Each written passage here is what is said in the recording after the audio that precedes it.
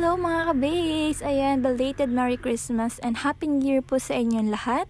A blessed 2024 for us. So, ayan mga kabakes, ngayon lang ulit po tayo nakapag-upload ng mga vlog dahil busy ako after 2 months because of my thesis, and of course dahil marami and sunod-sunod rin yung naging po-order natin nitong December, and hindi ko na nagawang i-vlog pa kasi sobrang busy nga, and because ayan, nagkakameron ako ng defense, nagkakameron ng final exam. So ayan, dahil ngayon ay nakaluwag-luwag na tayo ng schedule, ay ayan, upload na po ulit tayo ng ating vlog. So for today's video ay gagawa nga tayo ng 2-tier wedding cake. So bale ito ay ginawa ko noong December 23, 2023. So I'm so happy and glad na naging part itong ating cake nung kanilang event. So ito nga pala ay kasal ni Ate Nerlin and ni Kuya Christian. So bali dito lang din siya sa amin, and ginanap siya sa barangay hall. And nakakatuwa dahil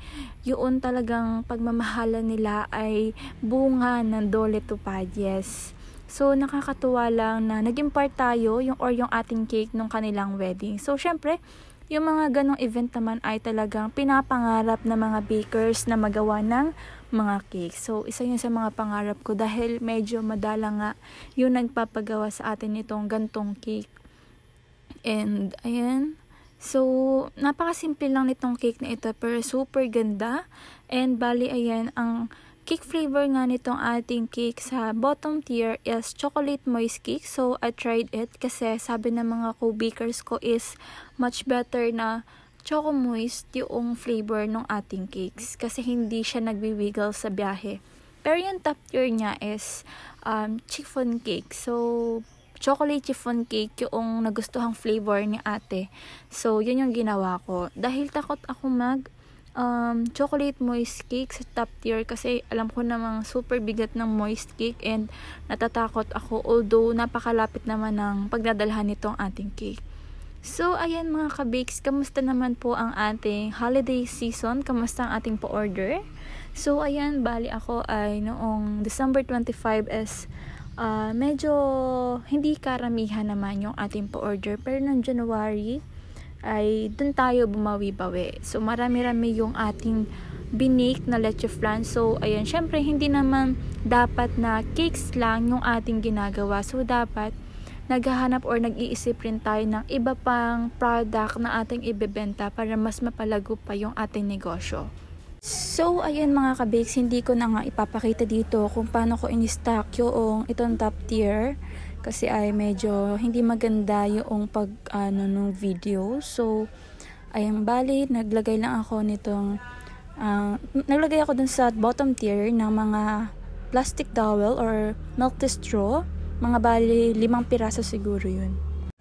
Tapos dito naman sa ating top tier, naglagay din ako ng cake board na kasukat nitong ating cake para maganda yung pagkakaano niya, and kinakailangan talaga yun. So meron akong glucose syrup na nilagay dun sa board para madikit maigi yung ating cake para hindi siya magdulas-dulas kapag biniyahe.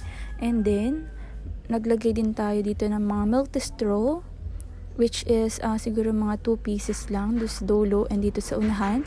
And ang pinaka-importante sa lahat is itong ating wooden dowel sa pinakang gitna, which is directly siyang matutusok hanggang dun sa bottom tier para magkapit or hindi mag-wiggle-wiggle para ma-stack ng tama yung ating 2-tier cake. And ayan, syempre meron din itong kasama na 24 pieces na cupcakes. So rosette lang yung ating ginawang design, and yung palang cake flavor ng ating top tier is chocolate chiffon cake. And ayan, so ayan, dahil nga sa Dole Tupad nagsimula ang lahat, ay ayan yung kanilang prenup photoshoot. So ayan, naglagay lang din tayo ng mga dragis dito. So ito na nga pala yung ating 2-tiered wedding cake. So congratulations kay Ate Nerlin and Kuya Christian. So thank you so much, siya palagi pag-order sa atin ng cake. And ayan, best wishes to the both of you.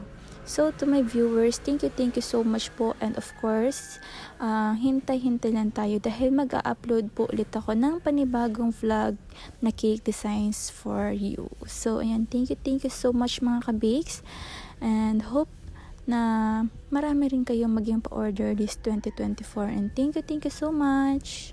Bye!